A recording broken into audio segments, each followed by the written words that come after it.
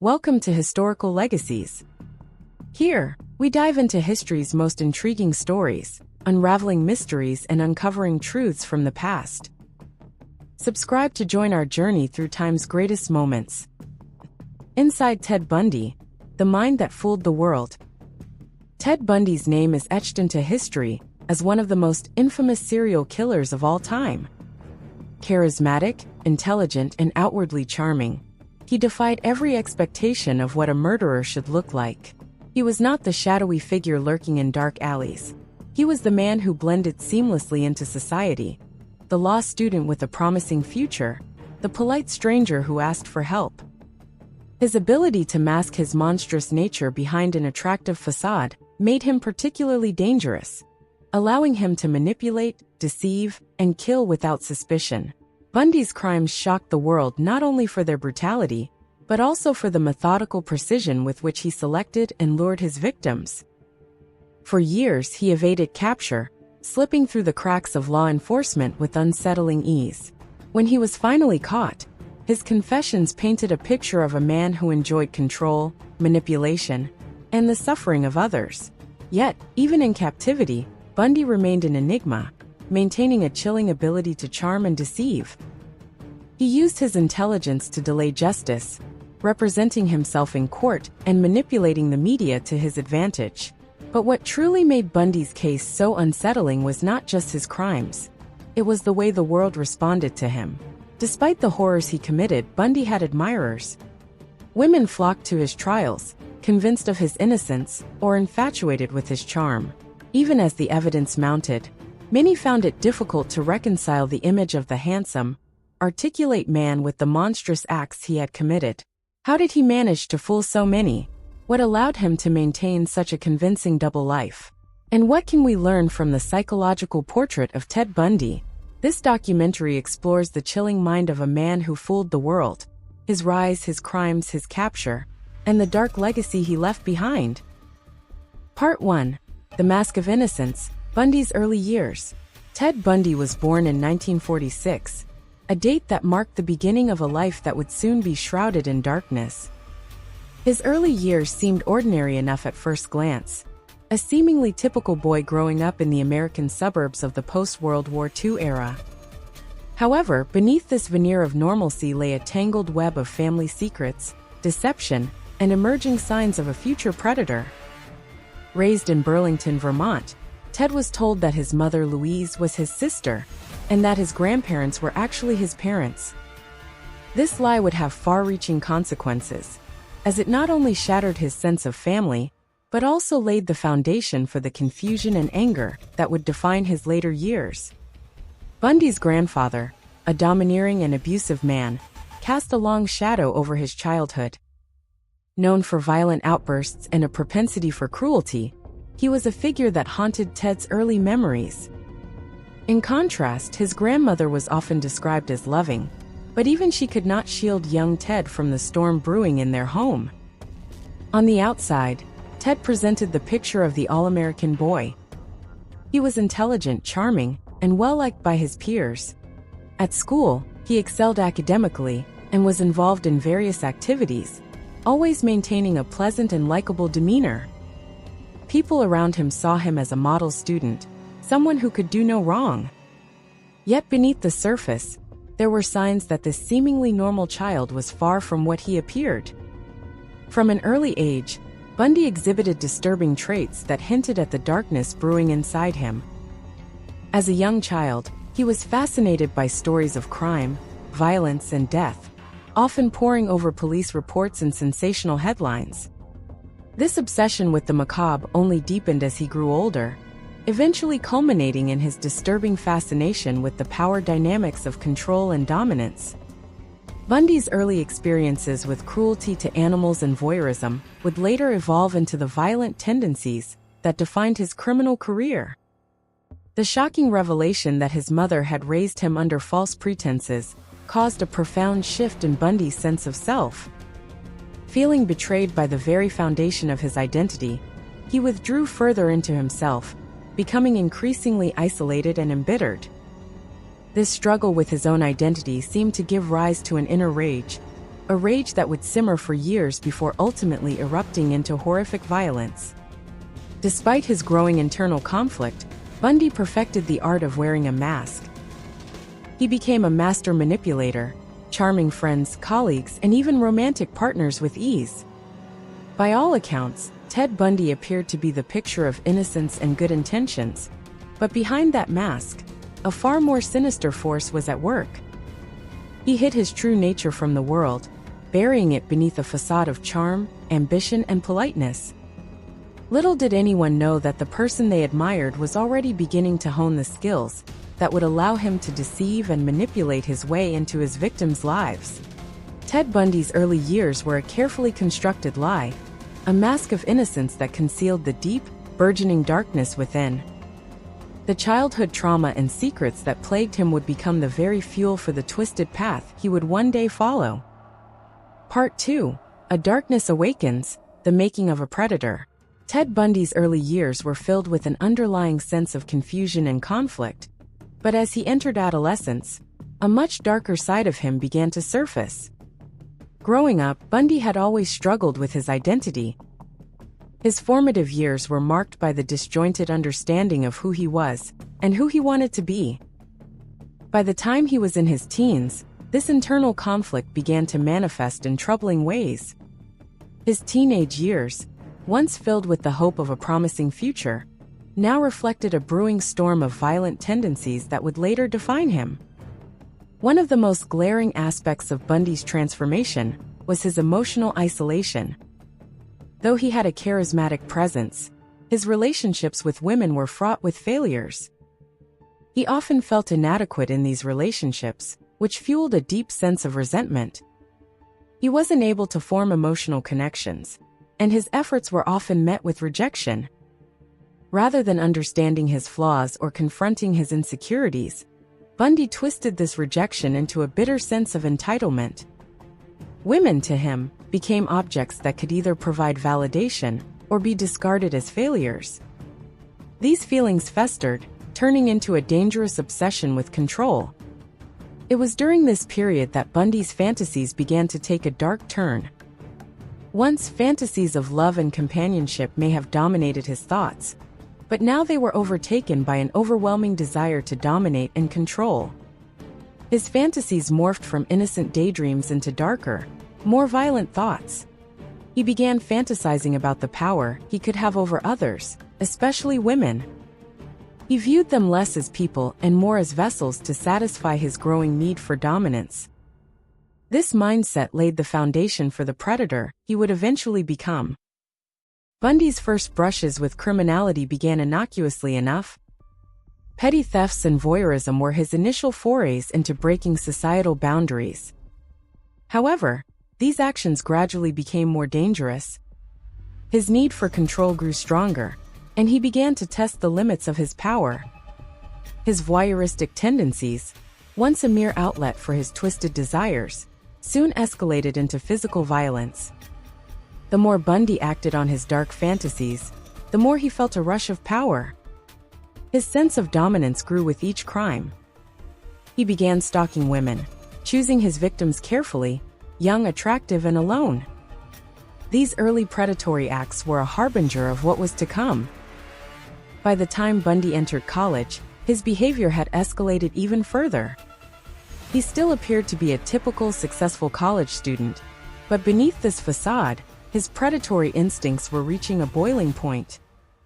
While excelling academically and socially, Bundy was secretly living out his darkest fantasies.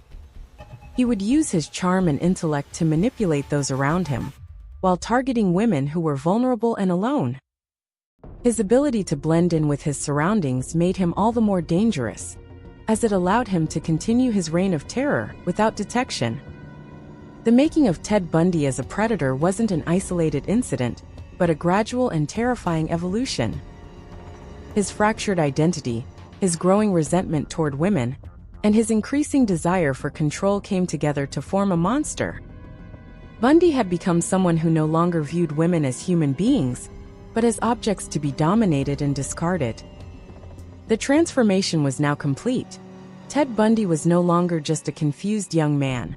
but a calculated, methodical predator with a disturbing obsession for control and violence. As he moved further into adulthood, the line between his fantasies and reality blurred, and his violent tendencies would only become more pronounced. Part 3. First Blood. When fantasy becomes reality. For years, Ted Bundy had lived in a world of dark fantasies, secret thoughts of control, dominance, and violence that had remained confined to his mind. But fantasies alone were no longer enough. The transition from disturbing thoughts to physical action was inevitable, and when it happened, it was brutal. The first blood had been drawn, and the predator within him was unleashed. His descent began in the early 1970s, a period marked by significant personal turmoil. His rejection by Diane Edwards had left him humiliated, a wound that festered with each passing day. The man who had once sought validation through charm and ambition now found another way to regain control: through violence. It started with voyeurism, peering through windows at unsuspecting women, but that thrill quickly faded. Soon, stalking became his next obsession.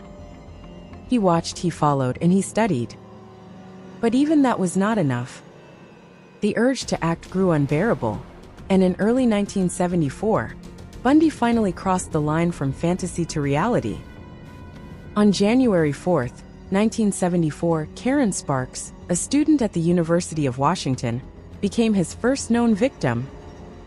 He crept into her basement apartment in the middle of the night and attacked her with a metal rod taken from her bed frame. She was left unconscious with severe head injuries and brutal internal trauma. Sparks survived, but the attack marked the beginning of Bundy's reign of terror. The violence had exhilarated him, proving that he held ultimate power over his victims. Just weeks later, on February 1, 1974, Bundy struck again. This time, it was Linda Ann Healy, a bright and accomplished broadcast student. She vanished from her room without a trace. The only signs of struggle were bloodstains on her pillow and sheets. Her body would not be found for months, but by then Bundy had already moved on. His methods evolved rapidly. No longer content with simply breaking in, he began perfecting the art of deception. He realized that trust was his greatest weapon. With his clean-cut appearance and confident demeanor, he could easily manipulate strangers. He started approaching women in public places, faking injuries or pretending to need assistance. A cast on his arm, crutches, or even just an awkwardly held stack of books. All simple tricks to make himself appear harmless. Once lured into his car, the trap was sprung. With each attack, Bundy became more meticulous. He studied how to leave fewer traces, how to gain control faster, and how to ensure compliance from his victims. He took note of which tricks worked best, and which women were most likely to trust him. The thrill of getting away with it emboldened him. By the spring of 1974, Bundy was no longer just a man with dark thoughts. He had become a predator who killed without hesitation. His victims fit a particular pattern. Young, attractive women, often with long, dark hair parted down the middle, eerily similar to Diane Edwards. Was this coincidence, or was he reliving his rejection with every new victim? With each abduction, he seemed to refine his process, moving with an eerie sense of purpose. The violence escalated, the killings became more frequent, and the man who had once appeared so unassuming was transforming into a true monster. Bundy's confidence grew with every successful attack. He believed he was invincible. But his thirst for control and the power he felt in his secret life were leading him down a path that could not be sustained. The police were beginning to take notice. The disappearances were becoming too numerous, too similar, too chilling to ignore. The predator had emerged from the shadows, but the world was starting to take note of the terror spreading across Washington. Part 4. The hunting grounds expand, a predator without boundaries. Ted Bundy was no longer satisfied. The early attacks had given him a taste of power, but Washington alone could not contain his growing hunger. He was evolving, refining his tactics, and expanding his reach across state lines. The predator had learned how to strike in plain sight and vanish without a trace. By mid-1974, Bundy's methods had become disturbingly effective. No longer just breaking into homes, he perfected his ability to manipulate and deceive. The polite, well-dressed man with an arm sling or crutches seemed completely harmless, until it was too late. The same routine played out again and again. He would feign helplessness, approach a woman in a public space, and lure her to his car under the guise of needing assistance. Once the door closed behind her, she was at his mercy. As police scrambled to find answers in Washington, Bundy moved south. Oregon, Utah, and Colorado became his new hunting grounds. The disappearances followed a chillingly similar pattern. Young women, often students, vanishing without a struggle. The lack of signs of forced entry or resistance left investigators baffled. He was choosing victims carefully, targeting those who trusted easily, who were least likely to fight back. The perfect prey. Then on July 14, 1974, Bundy made his boldest move yet.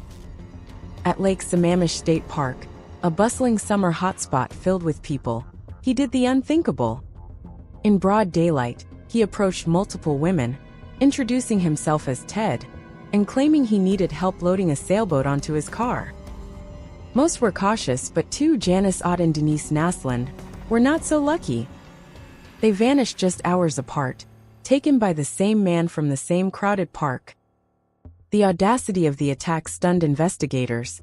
This was no longer a killer who operated in shadows. Bundy was testing the limits of how far he could go. The double abduction was a turning point. For the first time, multiple witnesses remembered a charming young man with a sling, calling himself Ted. A sketch was drawn and distributed. The net was beginning to tighten, but Bundy remained one step ahead. His ability to move across states meant that law enforcement agencies struggled to connect the cases. No centralized database existed to track patterns across jurisdictions, and Bundy knew how to exploit the cracks in the system. Meanwhile, his confidence swelled. He believed he was untouchable. He later admitted that he chose victims meticulously, reading their personalities, gauging their reactions, and ensuring they fit his criteria. Those who hesitated, those who seemed wary, he let go. But those who trusted, who followed him willingly, sealed their fate the moment they agreed to help. As his thirst for control grew, Bundy became even more reckless. He no longer waited long between attacks. He struck again and again, with no clear pattern, making it nearly impossible for police to predict his next move.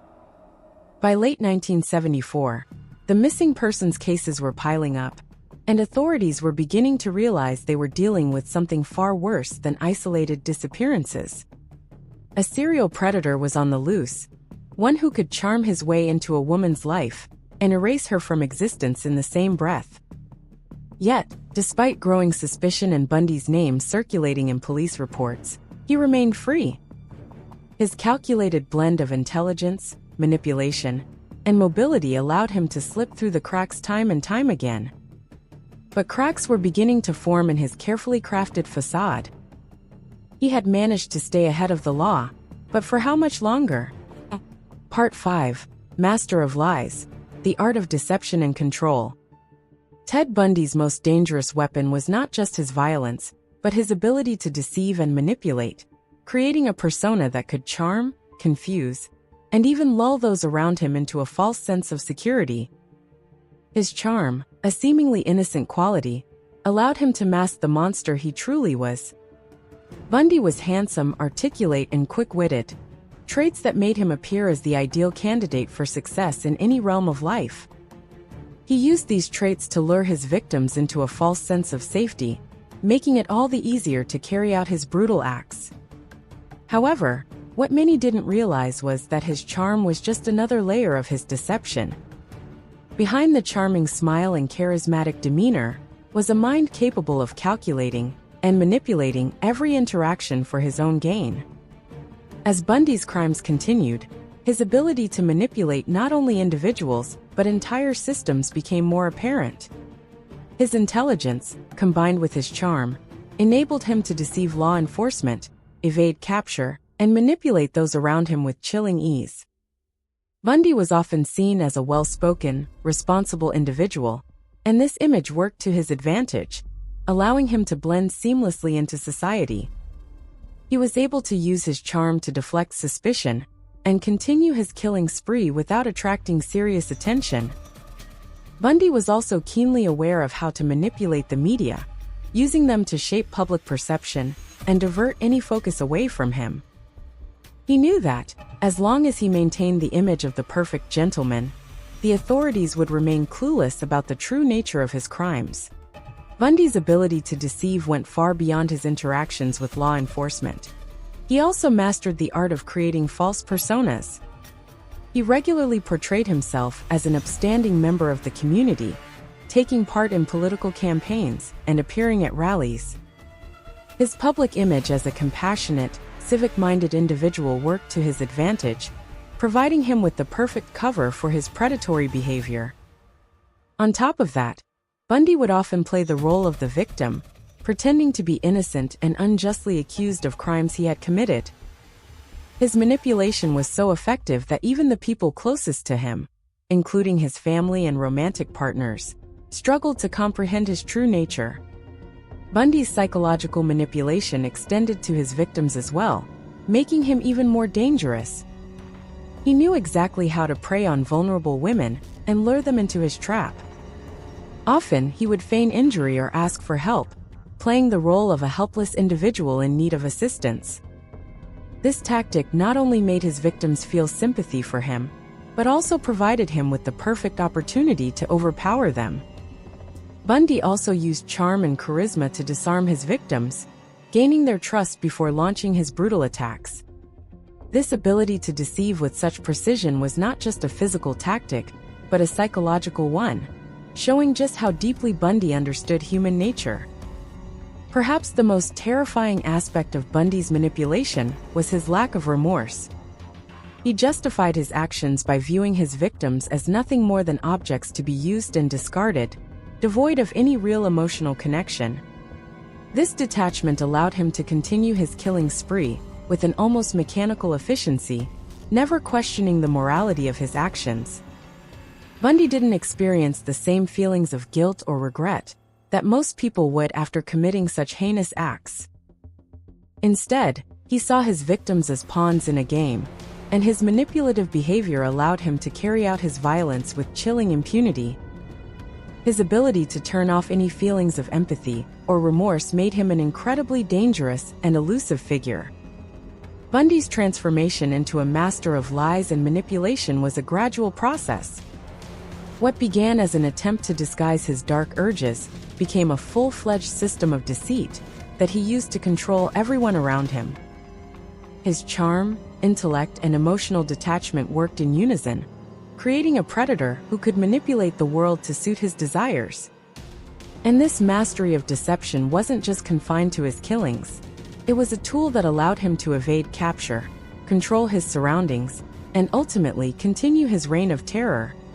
Part 6. No Chains Can Hold Him. The Great Escapes. Ted Bundy's ability to escape from captivity was a testament to his cunning and his unrelenting desire for freedom. After his first arrest in 1975, Bundy found himself locked away in a Utah jail, a place where the authorities believed him to be contained. But even behind bars, Bundy was far from helpless. He had already shown that he could manipulate and deceive, and now he turned these skills toward escaping from the very institution designed to keep him in check. In the early days of his incarceration, Bundy began to work on his plan for escape. He knew that his chances of being transferred to a more secure facility were high, so he needed to act quickly. Bundy took advantage of the unassuming nature of his presence and managed to evade suspicion for months.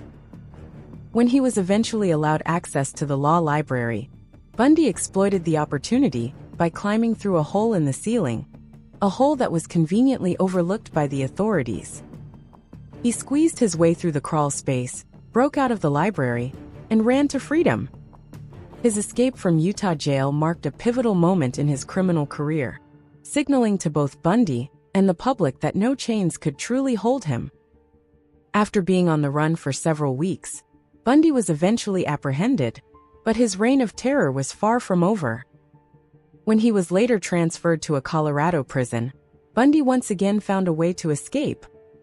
This time, he relied on meticulous planning, using his knowledge of the prison's layout and weaknesses to devise an intricate escape plan.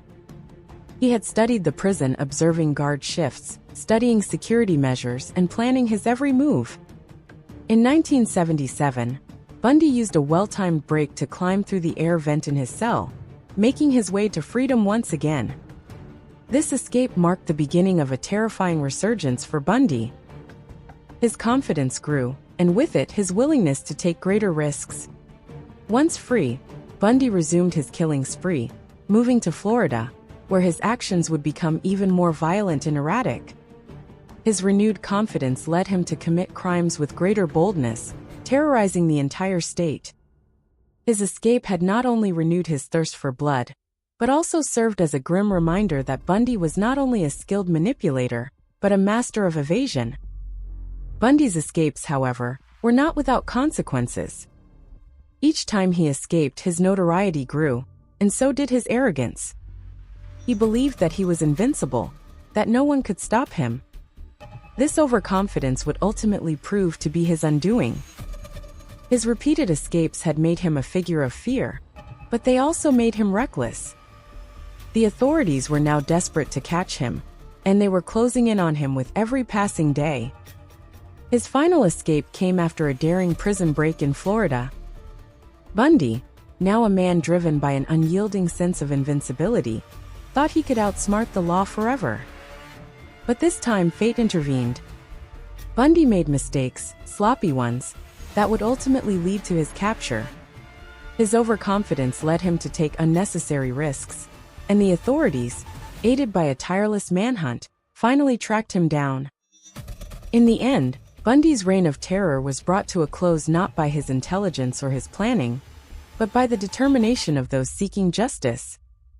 His final capture marked the end of an era of fear, but also signaled a shift in the way the world viewed Bundy. He was no longer seen as a figure of invincibility, but as a man whose past mistakes and arrogance had caught up with him. Bundy's escapes had a lasting psychological impact, not just on him, but on the law enforcement officials who were tasked with his capture. For years, Bundy had been a symbol of what seemed like an unstoppable predator, but each escape added more pressure on the authorities. His escapes were a constant reminder of how cunning and dangerous he was. Yet, despite his intelligence and ability to deceive, Bundy's arrogance and overconfidence were his greatest flaws. His story is a stark reminder that no matter how skilled a person may be at evasion, their own arrogance can be their undoing. Part 7: A Killer Unleashed, the Florida Rampage. After escaping from his prison cell for the second time, Ted Bundy unleashed a fury of violence in Florida, a place where his killing spree would reach terrifying new heights. Bundy's escape had allowed him the freedom he so desperately craved, but with that freedom came an uncontrollable thirst for murder. His return to the world of crime would be far more brutal than ever before, as the manic energy of his freedom drove him to commit heinous acts of violence.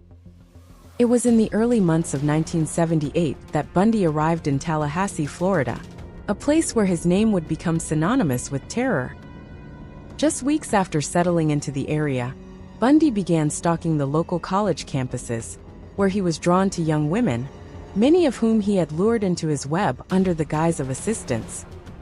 His charm and seemingly innocent demeanor made him an expert manipulator, and he used this persona to trick women into trusting him. It was then, in the darkness of the night, that Bundy began his rampage. In January 1978, Bundy attacked 2 women on the Florida State University campus, bludgeoning them with a blunt object while they slept. The brutality of his crimes escalated rapidly, and his next victim was a 12-year-old girl, who was kidnapped and later murdered.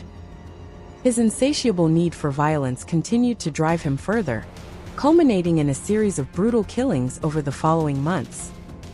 What had begun as calculated, almost clinical attacks soon spiraled into a frenzy of rage and bloodshed. His escalating violence left a string of lifeless bodies, and his horrifying actions left the entire state of Florida on edge. Bundy's killing spree reached its peak in February 1978, when he abducted and murdered 2 more women in broad daylight. He followed the same ritualistic behavior, luring them away from public spaces and leaving behind only destruction in his wake. But the killings weren't the only source of terror. Bundy's ability to evade capture was almost supernatural. The authorities, already shaken by his escapes, found themselves in an even more desperate situation. Every lead they followed, every effort they made to stop him, seemed to bring them no closer to catching the man who had become a ghost. Bundy's capacity to remain hidden and strike fear into the hearts of the public was chilling, and his violent spree seemed to know no end. But as his killings continued, so did the mounting evidence against him. His overconfidence, now at its peak, led him to make several careless mistakes. It was these small but telling mistakes that would eventually help law enforcement begin to unravel the mystery of who Bundy truly was. His earlier acts of manipulation, including using false identities and impersonating law enforcement officers, were now coming back to haunt him. The intensity of Bundy's rampage mirrored the chaos he had caused within his own mind. He was no longer a man acting out of sheer lust. Now, his killings were driven by a deeper need for power and dominance. His violence wasn't just about satisfying his urges. It was about reclaiming control, about proving that no one could stop him. Bundy's Florida rampage showed that, despite his previous escapes and manipulations, he was ultimately a man on the edge, unable to stop the forces within him that demanded destruction. But as Bundy's terror reached its boiling point, law enforcement was starting to put the pieces together. The relentless efforts of police investigators, combined with the increasing public awareness of his crimes, began to close in on him. Bundy's confidence, once unshakable, was now rattled by the pressure of being pursued relentlessly.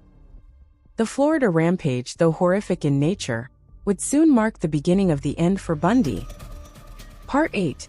Nowhere Left to Hide. The Final Manhunt. Ted Bundy had spent years perfecting his ability to deceive, manipulate, and evade capture, but after his brutal rampage in Florida, the cracks in his carefully maintained façade widened beyond repair.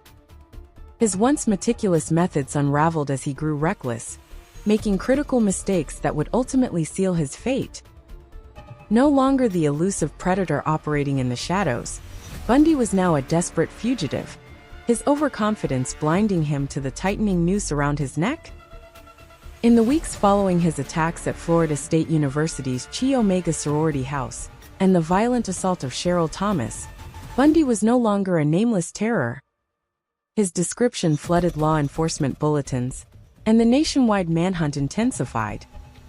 But Bundy, ever convinced of his own superiority, believed he could still outsmart those hunting him.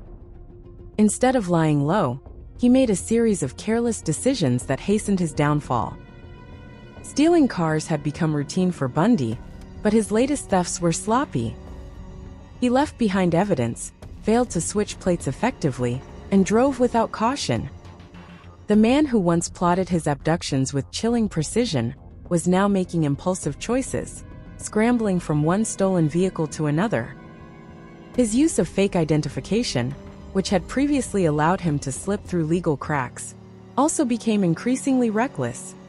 Law enforcement agencies were now working in coordination, alerting one another to his movements and stolen vehicles, making it harder for him to vanish into anonymity.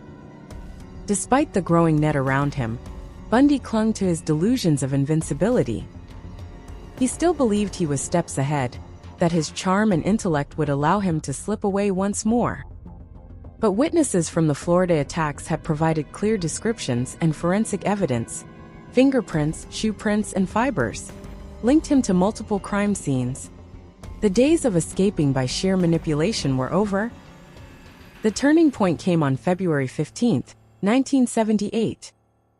Bundy, now in Pensacola, Florida, was driving a stolen Volkswagen Beetle, when he caught the attention of Officer David Lee. The vehicle's plates were reported as stolen, prompting Lee to pull him over. What should have been a routine stop quickly spiraled into chaos. Bundy, realizing the danger, didn't attempt to talk his way out this time. He attacked. He lunged at Officer Lee, fighting with a desperation that revealed his crumbling state of mind. For the first time, Bundy's composure shattered in public view. He wasn't a composed, articulate escape artist. He was a man who had lost control, reduced to brute force in an attempt to flee. But his struggle was futile.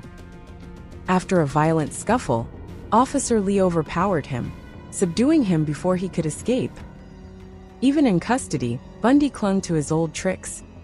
He provided a fake name, hoping to delay identification. But the law had finally caught up with him. His fingerprints confirmed what authorities had long suspected. The man in custody was Ted Bundy, the notorious fugitive wanted for a string of murders across multiple states. There was nowhere left to run. Bundy's arrest was not the result of an elaborate sting or high-profile FBI operation. It was the outcome of a simple traffic stop. His own arrogance had led him into a trap of his own making. The man who once prided himself on being a criminal mastermind had been taken down by something as mundane as a suspicious vehicle check. But even behind bars, Bundy was not done. His trial would become a spectacle, a last-ditch effort to manipulate the world into seeing him as something more than a murderer. The manhunt was over, but Bundy's battle for control was far from finished. Part 9, The Courtroom Game, Bundy's Battle for Survival. Ted Bundy was never one to accept defeat.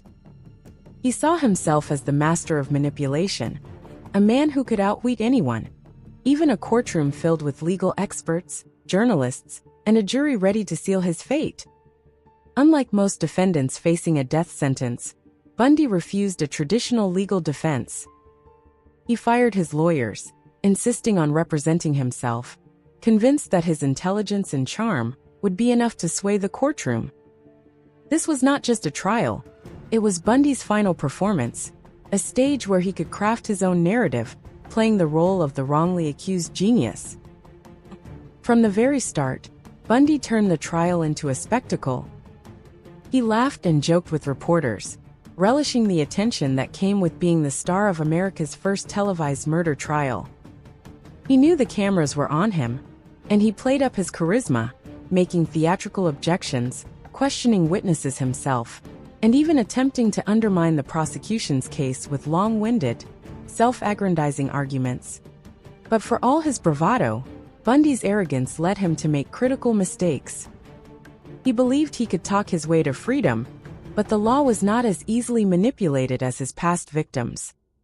His questioning of witnesses often veered into erratic and aggressive territory, unsettling even those who once found his charm appealing. While Bundy performed for the cameras, the prosecution dismantled his façade with brutal efficiency. Survivors of his attacks delivered haunting testimonies, their voices unwavering as they recounted the horrors they had endured. They described how Bundy had tricked them, lured them, and then transformed into a monster, his cold brutality exposed for all to see. The most damning piece of evidence came in the form of forensic science. Bite marks on one of his victims' bodies matched Bundy's dental impressions with chilling precision. He could debate, argue, and deflect all he wanted, but science did not lie. For the first time, Bundy found himself truly trapped, unable to charm his way out of the hard, irrefutable truth. As the trial progressed, Bundy's desperation became evident. In an absurd attempt to assert control, he pulled a stunt that left the courtroom stunned. In the middle of the proceedings, he proposed to Carolyn Boone, a woman who had remained loyal to him throughout his trial. Exploiting a legal loophole, Bundy ensured that by proposing in a courtroom and Boone accepting, they were legally married. It was a bizarre act of defiance, a final illusion of control in a case where he had already lost. But no theatrics could overshadow the reality closing in on him. The jury saw through Bundy's charade. After hours of deliberation, they returned with a guilty verdict. When the judge read out the decision, Bundy's mask momentarily cracked, his smirk replaced with a hollow expression. Judge Edward Cowart, despite delivering a death sentence, spoke almost wistfully, acknowledging Bundy's wasted potential. "It is a tragedy for this court to see such a total waste of humanity. You'd have made a good lawyer. I'd have loved to have you practice before me. But you went another way, partner." In that moment, Bundy's greatest fear became reality. He had lost control of the story. No amount of persuasion or courtroom theatrics could change the truth. He was no longer the manipulator, no longer the master of his fate. He was now just another convicted murderer, waiting to die. Part 10, America's Obsession, the Spectacle of a Monster. Bundy was no longer just a killer. He was a media sensation. The trial that should have sealed his fate instead catapulted him into a bizarre form of celebrity, the likes of which had never been seen before. It was the first televised murder trial in U.S. history, and America couldn't look away. Millions watched as a man accused of unspeakable brutality smiled, charmed, and performed for the cameras. The public had never seen a serial killer like him, articulate, educated, seemingly normal. The cognitive dissonance was gripping. How could a man who looked so ordinary be capable of such horror? Bundy knew exactly what he was doing. From the moment the cameras were on him, he played his part masterfully. He smirked during proceedings, whispered jokes to reporters, and delivered impassioned defenses, as if he were the protagonist of a legal drama, rather than the accused in a brutal killing spree. He corrected lawyers, debated points of law, and even cross-examined witnesses with disturbing confidence.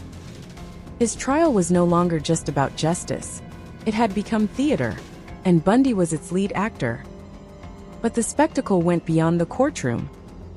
The media latched onto Bundy's persona, shaping a narrative that blurred the lines between reality and entertainment.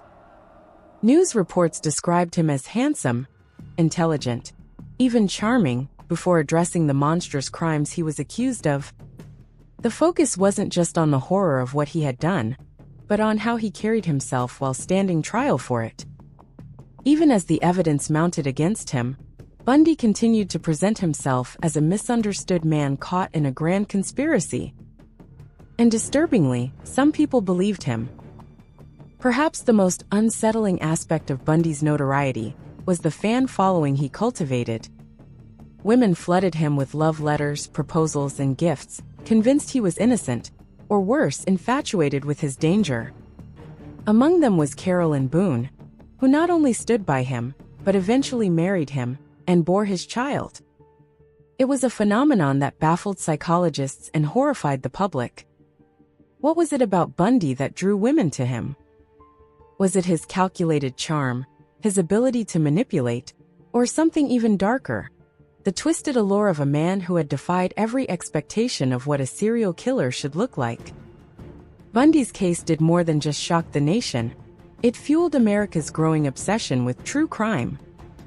For the first time, millions of people were actively engaged in the pursuit, capture, and prosecution of a serial killer in real time.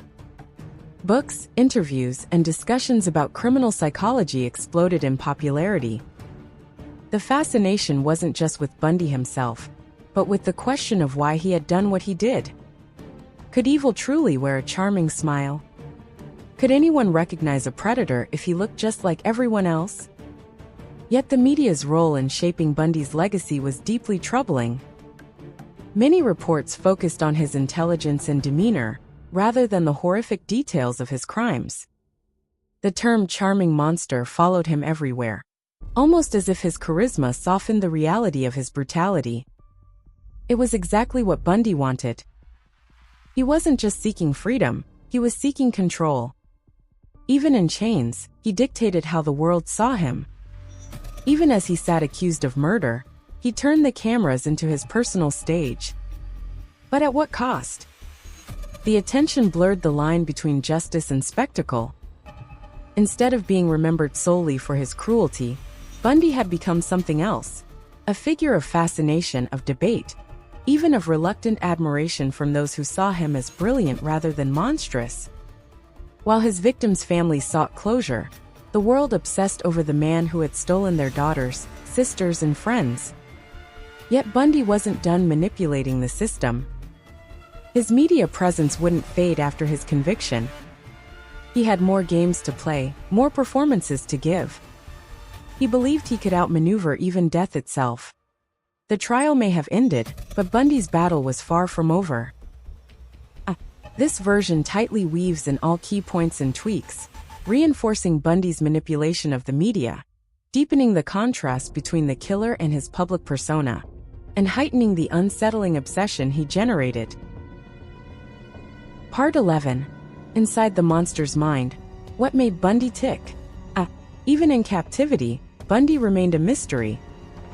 He had been stripped of his charm, his legal games had failed, and yet the world still wanted to understand him. What made him who he was? Was he born this way, or had something twisted him beyond repair? As investigators, psychologists, and journalists sought to unravel the enigma of Ted Bundy, they faced a disturbing realization. There were no easy answers. Bundy had long resisted psychological analysis. He dismissed theories about his past, laughed off questions about his childhood, and refused to acknowledge anything that suggested he wasn't fully in control of himself. He despised the idea of being labeled a psychopath, insisting he was not crazy, but merely misunderstood. But as the walls closed in and his execution loomed, cracks began to show. He wanted to maintain his image of superiority, but he also wanted to be remembered. In his final years, Bundy granted rare glimpses into his mind, though always on his terms.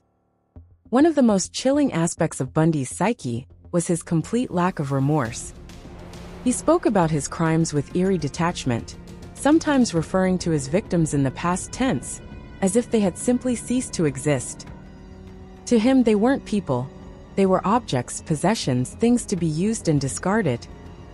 He described his urges not as emotions, but as compulsions, dark impulses that grew stronger over time until they could no longer be ignored. And when he acted on them, he felt nothing. No regret, no hesitation, no empathy. Psychologists categorized Bundy as a classic psychopath, intelligent, manipulative, devoid of true human connection. He knew how to mimic emotion, but he never actually felt it. Every relationship, every friendship, every interaction was an act. He played whatever role was necessary to get what he wanted. And yet, despite this clinical assessment, Bundy's own self-perception was different.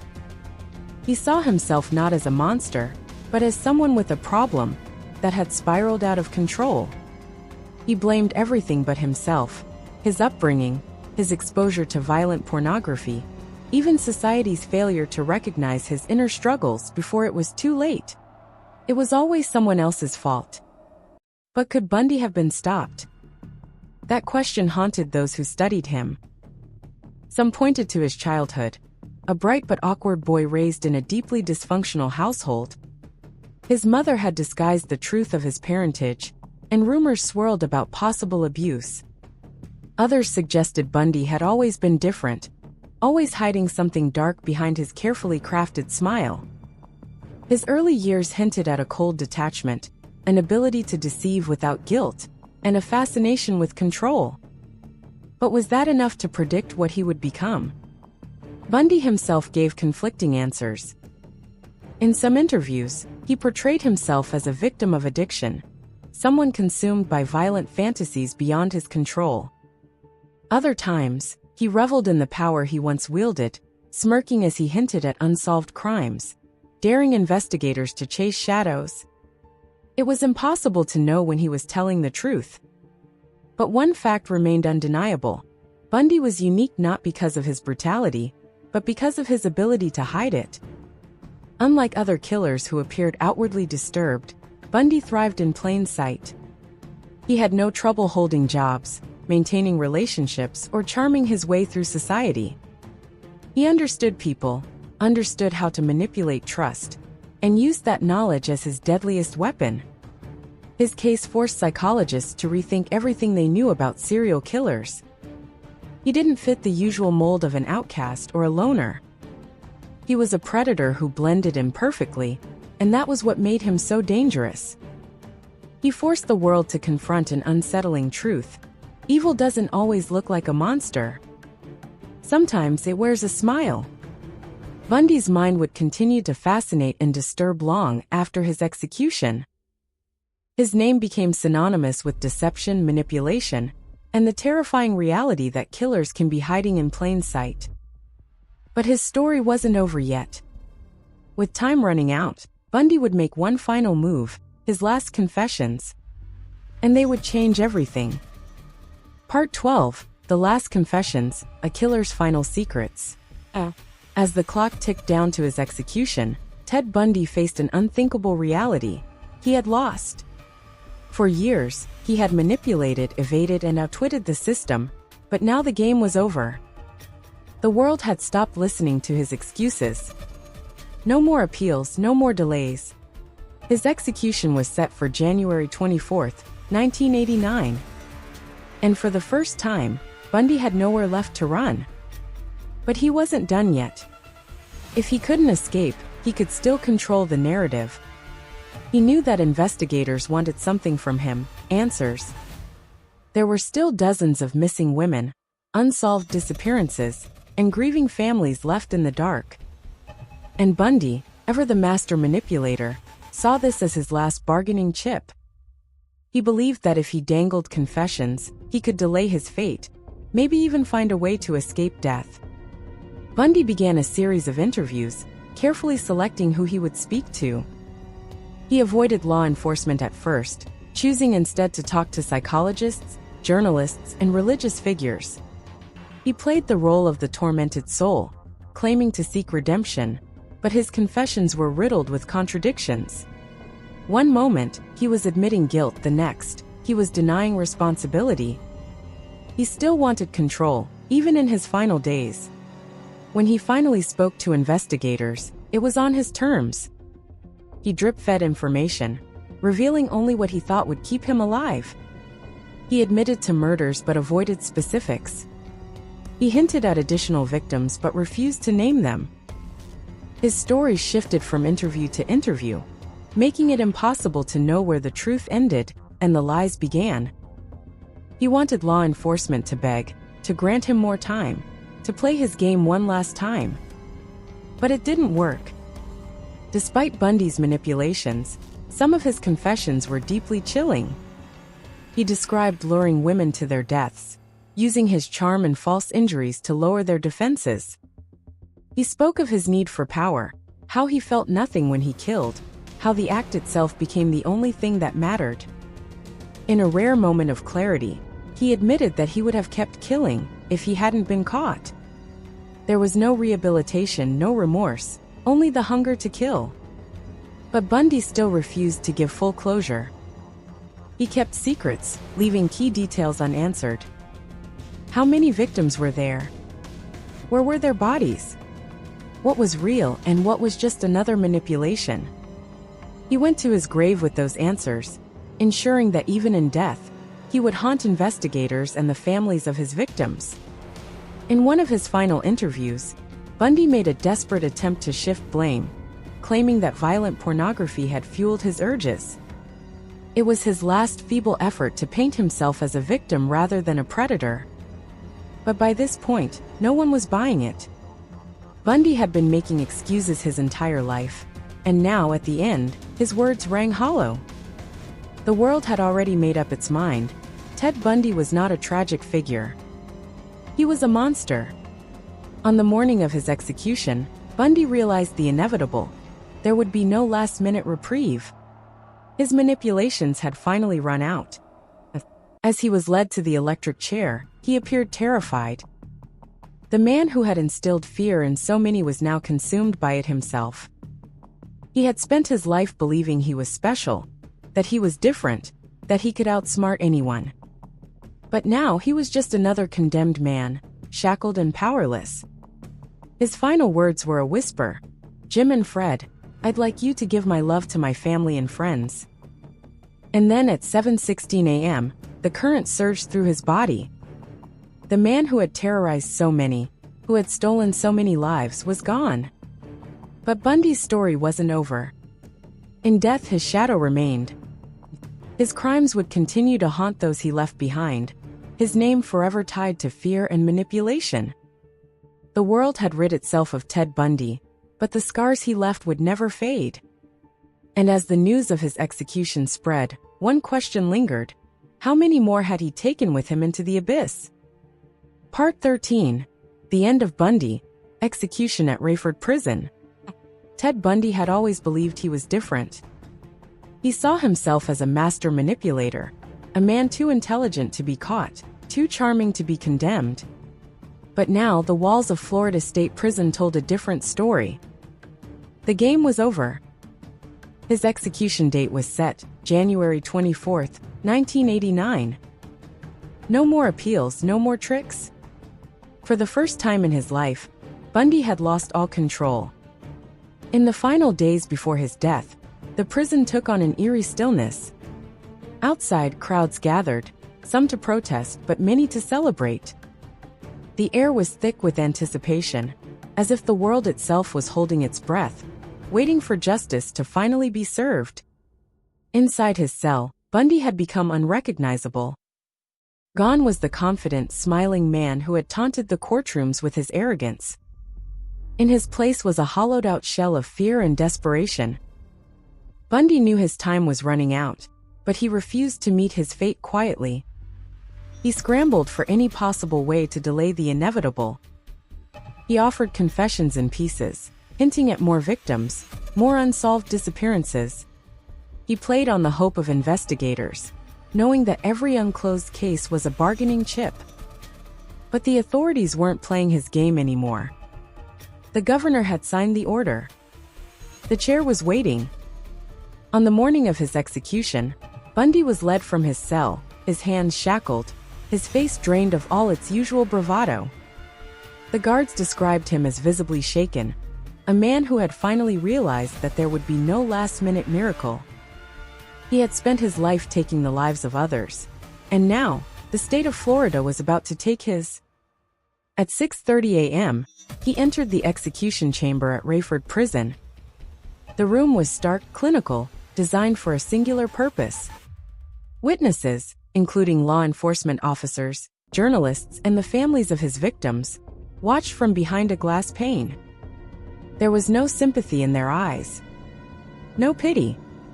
Just the cold, unshakable knowledge that the man before them had inflicted unimaginable horror. Bundy was strapped into the electric chair, thick leather belts securing his arms, chest, and legs. A black hood was placed over his head, but not before witnesses saw the look in his eyes, pure, unfiltered terror. The man who had once bragged about his ability to control life and death was now powerless. The executioner stood ready. When asked for his final words, Bundy's voice was barely audible. "Jim and Fred, I'd like you to give my love to my family and friends." No apology. No remorse. Just a quiet, meaningless farewell. At precisely 7:16 a.m., the first surge of electricity ripped through his body. His body jerked violently against the restraints. The smell of burning flesh filled the air. Witnesses watched as the current did what the justice system had taken years to accomplish: erase Ted Bundy from existence. The execution lasted less than 2 minutes. By 7:18 a.m., it was over. The prison doctor checked for a pulse. There was none. Ted Bundy was dead. Outside, a crowd of over 2,000 people erupted in celebration. Fireworks lit up the sky. People danced, held signs, chanted, "Burn, Bundy, burn." For many, this wasn't just justice, it was long overdue vengeance. But even in death, Bundy left behind unanswered questions. How many victims had there really been? Where were the missing bodies? He had taken his darkest secrets with him to the grave, ensuring that his legacy would forever remain steeped in mystery and horror. As his lifeless body was removed from the chair, covered by a white sheet, the world moved on. The monster was finally gone. But the scars he left behind, on the families, on the investigators, on society itself, would never fully heal. Part 14. The shadow he left behind, Bundy's lasting impact. Ted Bundy was dead, but his presence lingered. His crimes had left deep scars, not just on his victims and their families, but on the entire world. He had shattered the illusion that monsters were easy to spot. He had forced society to confront a terrifying truth, that evil could wear a charming smile and walk unnoticed among them. In the aftermath of his execution, the questions didn't fade. How had he deceived so many? How had he evaded capture for so long? And perhaps most haunting of all, how many other men like him were still out there? Law enforcement had learned painful lessons from Bundy's reign of terror. His ability to manipulate, his knowledge of the system, and his repeated escapes exposed major flaws in policing across state lines. His case was a turning point, a catalyst for change. In the years that followed, new systems were developed, better databases, improved communication between agencies, and the creation of more sophisticated criminal profiling techniques. The FBI's behavioral science unit had studied him intensely, using his case to refine their understanding of serial killers. But Bundy's legacy wasn't just one of horror, it was also one of caution. Women became more vigilant. Self-defense classes saw a surge in popularity. Parents warned their daughters about strangers, not just those who looked dangerous, but also those who seemed too perfect, too charming. Bundy had proven that danger could come disguised in politeness, intelligence, and good looks. His case also fueled society's obsession with true crime. His televised trial had been a spectacle, captivating millions. In the years after his death, books, documentaries, and interviews dissected every aspect of his life and crimes. People wanted to understand him, to find the missing pieces that might explain why he had done what he did. But no amount of analysis could ever make sense of his evil. There was no justification, no logic, just darkness. For the families of his victims, Bundy's execution had not brought closure. Justice had been served, but their loved ones were still gone. The pain never faded. Their lives had been forever changed by the cruelty of one man.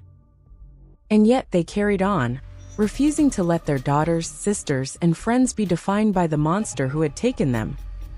Perhaps the most chilling part of Bundy's legacy was the way he inspired others.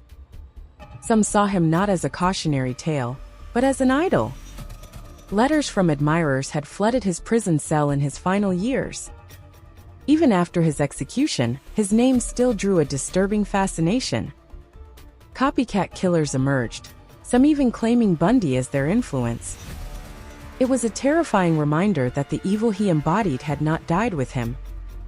Bundy had once believed he was special, that he would be remembered as more than just a criminal. In a way, he was right. Decades later, his name remained infamous. But not in the way he had imagined. He had not outsmarted the world. He had not escaped justice. In the end, he had died a coward, strapped to a chair, his final words meaningless. The world had moved on, but his shadow remained. In courtrooms, investigators still studied his tactics. In classrooms, students analyzed the psychology behind his crimes. And in households everywhere, his name was still whispered as a warning. Because the truth was clear, Bundy was gone, but the darkness he represented would never fully disappear. Part 15. Into the Abyss. What Bundy taught the world. Ted Bundy was dead, but the questions he left behind were far from answered. His life, his crimes, and his chilling ability to deceive had forced the world to confront the darkest aspects of human nature. He had shown that evil was not always easy to recognize, that it could be articulate, polite, and even charming, and that behind the most ordinary of faces could lurk unimaginable horror. His case had reshaped the fields of law enforcement, psychology, and criminology. The FBI's behavioral science unit had dissected his actions, refining their understanding of serial killers. Bundy had revealed the dangers of overlooking behavioral red flags, showing that past offenses, no matter how small, could be warning signs of something far worse. His ability to evade capture for years had exposed critical flaws in policing, leading to improved interstate collaboration, the rise of criminal profiling, and the expansion of forensic science.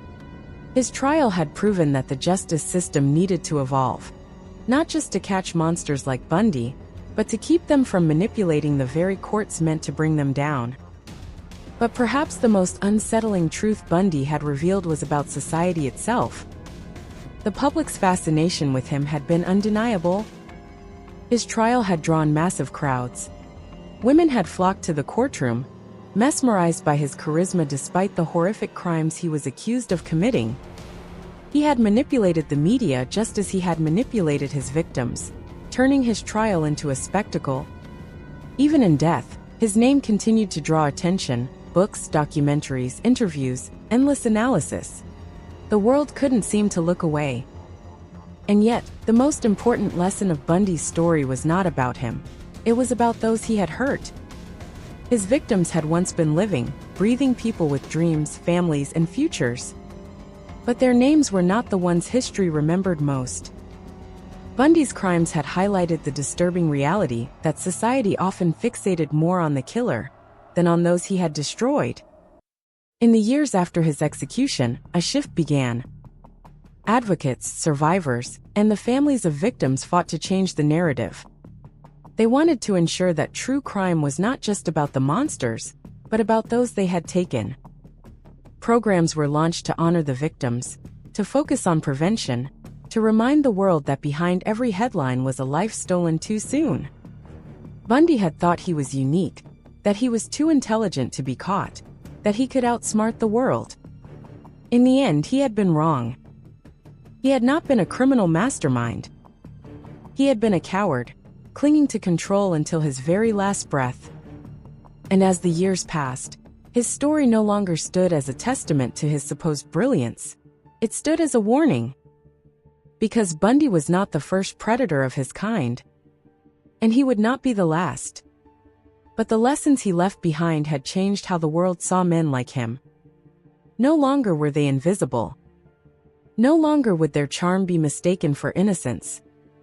No longer would their crimes be dismissed as isolated horrors. Bundy had once believed he would be remembered forever. And in a way he was. But not for the reasons he had wanted. His name had become a symbol, not of power, but of the ultimate fallibility of evil. He had not won.